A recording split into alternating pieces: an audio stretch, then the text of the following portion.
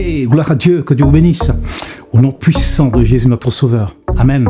Là où vous êtes, que soyez partout dans le monde, eh bien, nous vous aimons dans notre Sauveur Jésus. Aujourd'hui, je voulais parler, parce qu'aujourd'hui, je vois sur Internet, les gens parlent de polygamie. Je vais parler de la polygamie. La polygamie, c'est un régime, enfin, un système matrimonial où un individu, une personne, n'est-ce pas, vit en même temps avec 2, 3, 4 femmes ou plusieurs femmes. Ça, c'est la polygamie. Chez les femmes, on appelle ça la polyandrie. Mais la polyandrie, chez nous, ça n'existe pas. Ça existe en Chine, en Inde, au Népal, dans certains pays. Mais aujourd'hui, moi, je parlerai plus de la polygamie. Voyez-vous, dans la parole de Dieu, dans Genèse 2, verset 24, il est dit: l'homme quittera son père et sa mère et s'attachera à sa femme, et tous deux deviendront une seule chair. Et dans la Bible, la première personne que vous allez voir, c'est le père de Noé. Il s'appelle Lémec. Il s'appelle Lémec. C'est le père de Noé. Ce sera celui qui sera le premier polygame. Et c'est un descendant de Caïn. Et nous savons tous ce que Caïn a fait. Caïn a tué son frère. Et il n'est jamais dit dans la Bible que Lémec, il porte vraiment son nom, a trouvé grâce auprès de Dieu. C'est vrai que c'est le père de Noé. Mais quand nous voyons dans la Bible, Dieu n'a jamais encouragé la polygamie. Dieu n'a jamais prescrit dans les 10 commandements que les hommes doivent être polygames. Même dans le Nouveau Testament, Jésus n'a jamais dit que les hommes doivent être des polygames. Paul n'a jamais dit, Paul qui a permis que l'évangile ait un essor, n'est-ce pas, en Asie et en Europe, Paul n'a jamais dit que les hommes doivent être des polygames.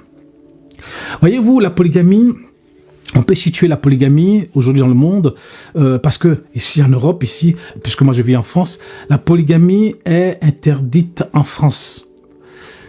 On ne peut pas faire un mariage et un deuxième mariage. Ici en France, la polygamie c'est interdit, voyez-vous.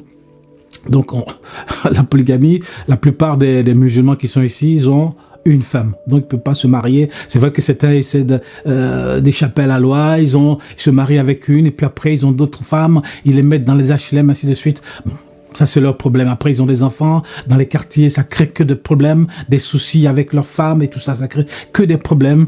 Ça c'est leur problème, voyez-vous. Donc, il est important de savoir que la polygamie est localisée en Afrique subsaharienne et dans les pays du Maghreb. Et vous pouvez aussi trouver la polygamie chez les musulmans en Extrême-Orient, voyez-vous. Et dans quelle religion on trouve la polygamie? Premièrement, vous trouverez la polygamie chez les musulmans. La polygamie. Chez les musulmans, ils disent qu'ils ont droit à 4 femmes. Ils disent que c'est le Coran qui le dit. Donc, ils ont droit à 4 femmes. Donc, chez les musulmans, vous trouverez beaucoup de polygames.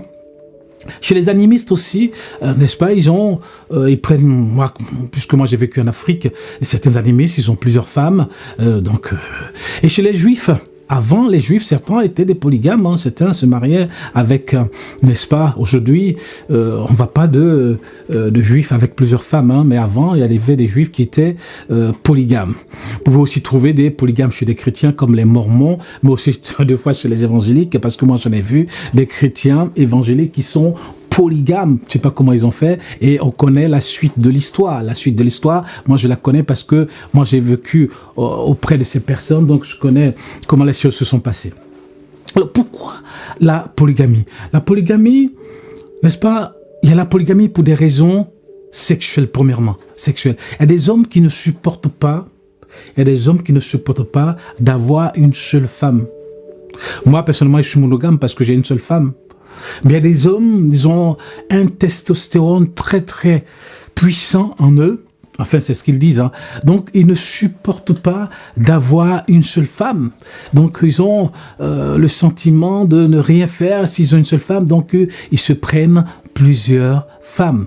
C'est ce que nous pouvons voir chez certains musulmans, certains animistes, voyez-vous. Donc, pour des raisons sexuelles, certains n'arrivent pas à se maintenir, n'arrivent pas à se maîtriser, à maîtriser leur sexualité. Donc ils sont obligés, ils prennent plusieurs femmes. Si cette dame est malade, il va avec une autre. Si cette dame a accouché, il va avec une autre. Si elle a voyagé, il va avec une autre. Donc certains n'arrivent pas à se maîtriser sexuellement, donc ils sont obligés de prendre plusieurs femmes. Ça, c'est leur problème. Deuxièmement, pour une raison sociale et culturelle, eh bien, vous verrez que dans certains villages, chef du village, chef canton, le roi, voyez-vous, ils ont plusieurs femmes. Pour des raisons culturelles, religieuses, je dirais, chez les musulmans, donc ils prennent plusieurs femmes. Quand vous arrivez chez le chef du village, vous voyez qu'il a plusieurs femmes, avec plusieurs enfants dans la cour, ou chez le chef canton, il a plusieurs femmes. Et plusieurs enfants, et chez le roi, quand vous arrivez, des fois en Afrique, il y a encore des rois aussi, ils ont plusieurs femmes avec plein d'enfants qui sont autour. Donc pour des raisons sociales et culturelles, eh bien certains prennent plusieurs femmes. Pour des raisons aussi économiques.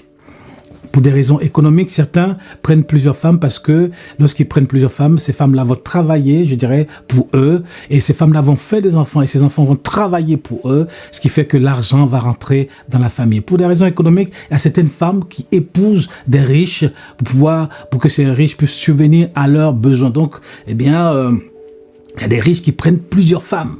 Il y a des riches, on peut le voir en Afrique ou partout dans le monde, il y a des riches qui prennent plusieurs femmes économiquement. Donc ces riches-là vont subvenir aux besoins de ces femmes-là. Et lui aussi, vous verrez que certains sont âgés, mais ils prennent des femmes qui sont jeunes. Ça, c'est leur problème. Et ces gens-là qui sont riches vont subvenir aux besoins de ces femmes. Donc, premièrement, pour des raisons sexuelles, pour une raison sociale et culturelle et pour une raison économique. Il y a certains pays aussi, certains pays où la polygamie est légalisée. Je pense qu'il y a presque une trentaine de pays où la polygamie est légalisée, mais il y a au moins 25 pays en Afrique, enfin c'est selon ce que j'ai vu sur Internet, parce que je n'ai pas regardé les pays, mais il paraît qu'il y a beaucoup de pays en Afrique où la polygamie est légalisée. Mais est-ce que la polygamie est une hypocrisie? Je ne sais pas. Mais ce que je sais, c'est que la polygamie entraîne des problèmes.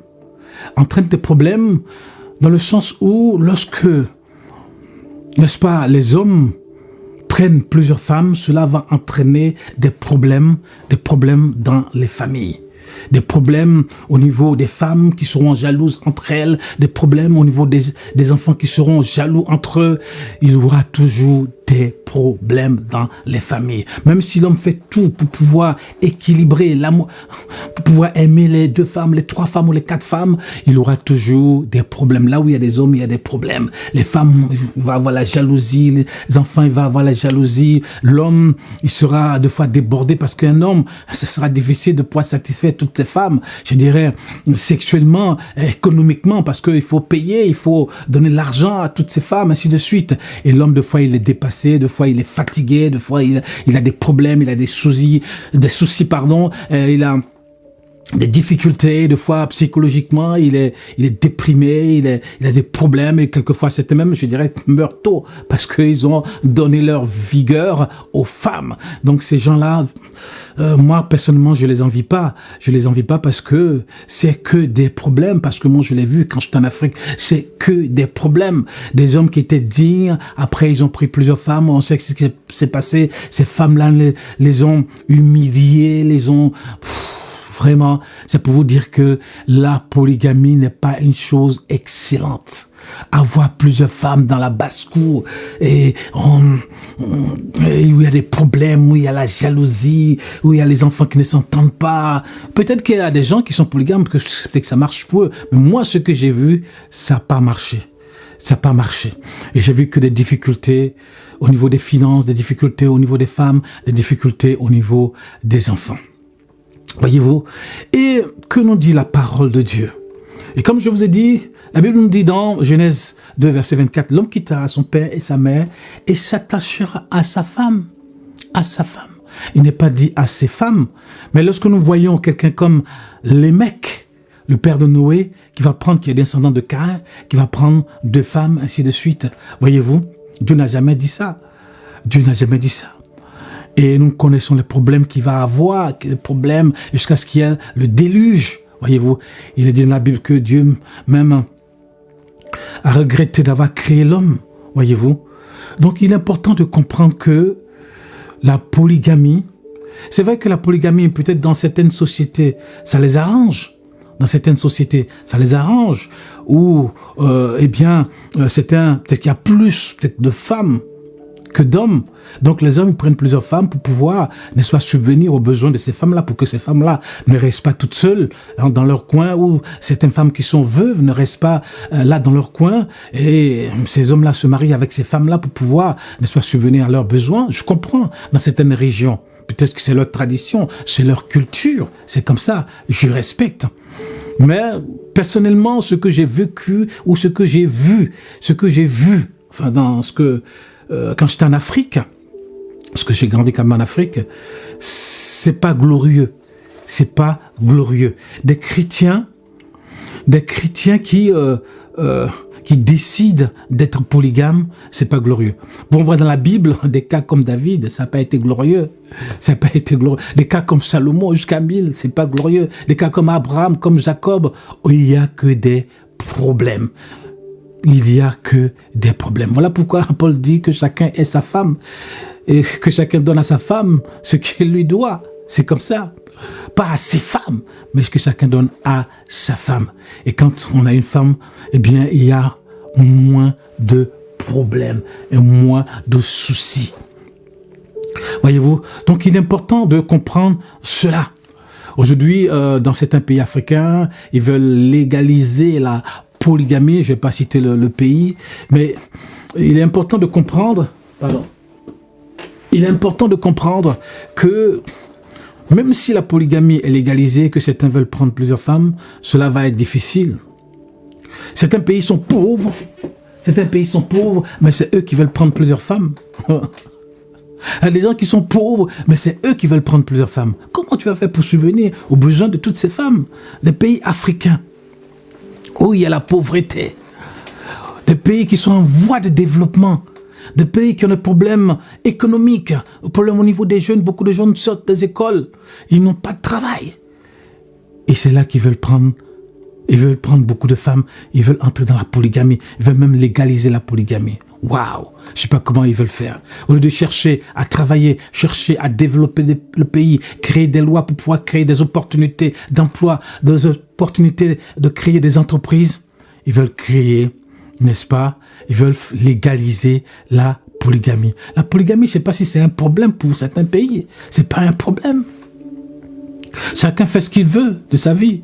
Voyez-vous? Mais nous qui sommes chrétiens, eh bien, la Bible nous encourage à avoir une seule femme. Et moi, personnellement, ma femme me suffit.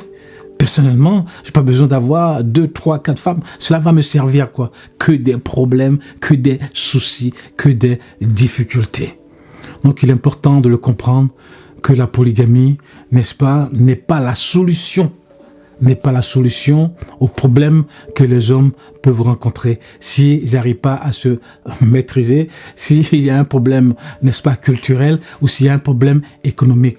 La polygamie n'est pas la solution. Peut-être dans certains villages, où ils n'ont pas de machine, où les femmes sont obligées, n'est-ce pas, d'aller au champ, d'aller puiser l'eau à des kilomètres. Peut-être s'ils sont polygames, peut-être que ça les arrange parce que, eh bien, ils ont plusieurs femmes qui peuvent faire les travaux champêtres, ainsi de suite. Mais lorsqu'on est dans une société civilisée, une société comme en Occident, je comprends pas.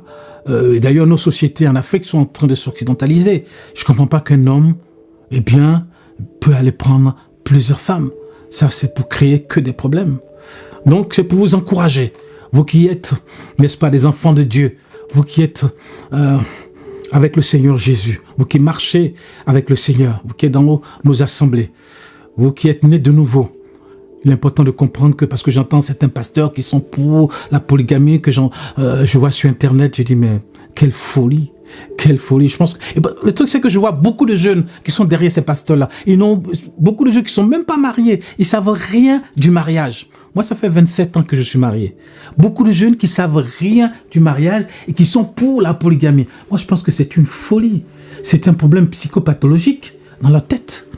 Ils ne sont même pas mariés, ils savent rien de ce qui se passe dans le mariage, dans le couple, dans les foyers, ils savent rien. Économiquement, ils savent rien. Sexuellement, ils savent rien. Ils ne savent rien. Mais c'est eux qui proclament sur Internet, c'est eux qui disent qu'ils sont pour la polygamie. J'ai dit, waouh, mais vous êtes des fous. Vous êtes vraiment des tarés, des fous. Vraiment que Dieu vous aide.